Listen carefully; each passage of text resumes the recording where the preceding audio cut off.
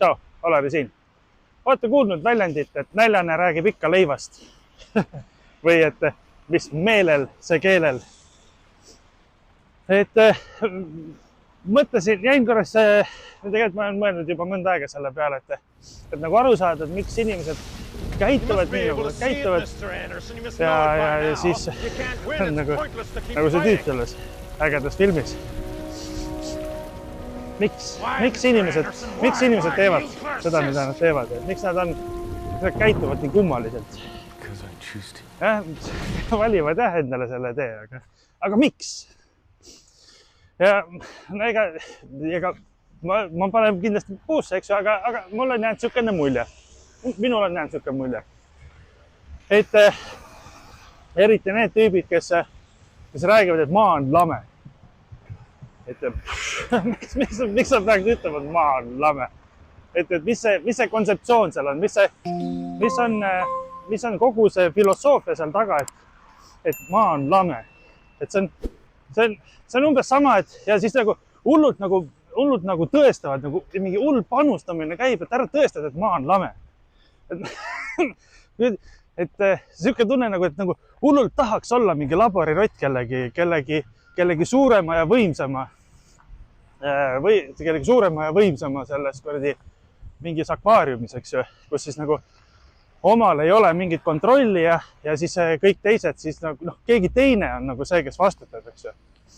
Või siis on nagu üks ajend oli ka see, et sattusin vaatama seda, mulle meeldib vaadata neid argumente või siis mõttekäike, mis nagu minu omadega ei klapi, eks ju. Ja siis olen sattunud üks kanali otsa nagu Objektiiv, eks ju.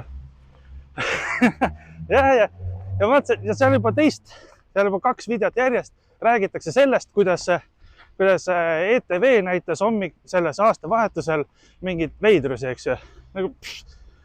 Ja nad on sellele paigutanud vähemalt 2 tundi või rohkem, enam kui 2 tundi. Nad rääkinud, kui veidralt ETV nagu või siis kui maitselagedalt ETV oma aastavahetust üles.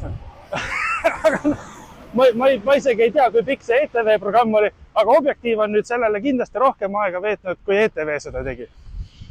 Tõenäoliselt, ükskõik. Ehk siis, mis meelel, see keelel. Naine, hull. Ja siis seal, ma ütlesin, täna hommikul seisuga mingi üle 10 000 vaatamise sellel kurdi ilkumisel, alamisel seal, eks ju.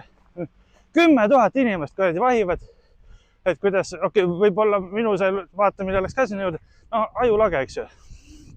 Kui ei taha või ei meeldi, vaata, mis passid seal kuradi. Suu ammuli kuradi, kuidas mingisugused veidrikud hüppavad seal ekraani peal, ja siis kurdad, et jube tõme on, eks ju. Nagu sul endal valikuid ei ole, mida teha saada. Sa pane telekas kinni, kõige parem asi, mida sa teha saad, pane telekas kinni. Sa ilgud sinna, telekas näetud jubedaid asju. On kah asi. Ja siis ongi need samad need kurdi lamemaalased ja siis need, kes kurdi undavad, et kõik teised teevad nagu, miks on vaja kurdi nagu hädaldada, et teised teevad halvasti. Vaata, mis nemad teevad.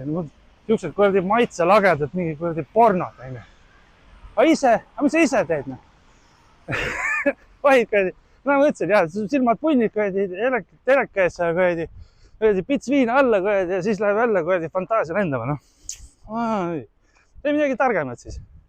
Selle eest ma saan nagu, see on nagu minu lugupidamine, et nad on vähemalt nii palju teinud, et on siis nagu midagi ette võtnud, teinud oma selle kanali. Ja siis räägivad, mis nad asjadest arvavad. Abiks seegi. Aga selles suhtes, et kui sa ikkagi seal siukest sappi toodad, kellele see hea on? Kellele on hea, et sa toodad sappi? Kui sa nagu ütleksid, näed sa, nemad tegid niimoodi, see päris nagu õige ei ole. Minu arvates oleks palju mõistlikum võtta hoopis mingi teistsugune ellu suhtumine, et näiteks armastus mehe ja naise vahel on väga ilus. Õige. Ongi. Minu arvates on ka. Ja armastus mingisuguste teiste kombinatsioonidega, ei ole nii ilus. Sugugi mitte. Minu arvates, eks ju. Aga jällegi, et keegi teine, aga kuidas ma ise saan oma elu nagu paremaks teha? Olen enesekindel. Mul lapsed käivad lasteaias, neil on siuke karakter, see on enesekindel Eneli, eks ju. Ja siis see enesekindel Eneli ei lase teiste arvamusest ennast kõigutada. Ta teab ise, kes ta on, mis ta teeb ja minu poolest kas või see Varro Vooglaid, eks ju. Ja kui ta on siukene väärikas, enesekindel, ütleb, et õige armastus on mehe ja naise vahel ja lapsi saavad ainult mees ja naine, eks ju, mitte mees, naine, naine, eks ju. Siis jah, okei, kõik see, selge jah, nii ongi. Ja traditsioonilisi pereväärtusi, ma arvan, et on mõistlik niimoodi esile tõsta. Aga sa ei saa öelda, et kõik teised on värdjad ümberringi, sest teised on teised, muretse enda pärast. No võt, ja kui sinu ellu suhtumine on see, et kõik teised on ümberringi värdjad, ja sa seda kõva häälega välja ütled, aga mis sa arvad, mida teised sinust arvavad? See on ju ka, kuule, come on. No võt, ehk siis hakkame lõpetama jälle mingisugune üle 5 minuti läinud see mõttepõlgutus. Et rohkem eneseväärikust. Ühe korra tuleb meil tagasi selle lameda maa juurde. See, et keegi tahab öelda, et ma olen nüüd lameda maa peal. Aga miks see nagu kasulik on? Miks see hea on öelda, et maa on lamed ja kõik teised nagu vastutavad või on see, et mina ei ole süüdi, et minul on halb. Mina ei ole süüdi, et ma ei saa oma asjadega hakkama. See on ühiskond, see on Kaja Kallas, see on Miikal, see on meie maksusüsteem, see on meie mingi tööandjad on jobud, ja kõik teised on süüdi, et mina ei saa hakkama. Ei ole. Ükskõik, mis isegi, ma ei tea, välja arvatud siis, kui sa olid juutnatsi Saksamaal, eks ju, siis isegi Nõukogude Liidus oli võimalik hakkama saada, kui sa suutsid selle kuradi nomenklatuuriga kuidagi läbi mängida, ennast seal kasulikuks teha. See on ikkagi enda asi, et sa suudad ennast korralikult nagu üles töötada. Ja siis ei ole mõtet rääkida, et sa oled mingisuguse taldriku peal, vaid oledki. Ja võibki öelda, et oled selle ümmarguse kivi peal, mis hõljub kosmoses ümber selle suure tulekera, mingisugune must 1 000 000 kilomeetrit tunnis, hoomamatu suurus ja panemegi niimoodi. Ja meie siin olek ongi juhuslik ja see, et sa seda videot vaatad, on juhuslik, see ei ole mingisuguse kellegi suure, mingisuguse jumala, mingisugune üllitis, eks ju. Ja isegi kui on, siis see ongi sulle see proovikivi, kas sa suudad hakkama saada selle teadmisega, et äkki ei ole. Aga ikkagi sa ise oled. Ja isegi kui on Jumal, davai, teeme nii, et on Jumal, Jumal pani su siia, Jumal istutas su selle tooli peale või mis iganes sa seal vaatad ja Jumal ütleb, et sa pead seda vaatama. Aga ikkagi oma enda selle asjade eest vastutad sa ise.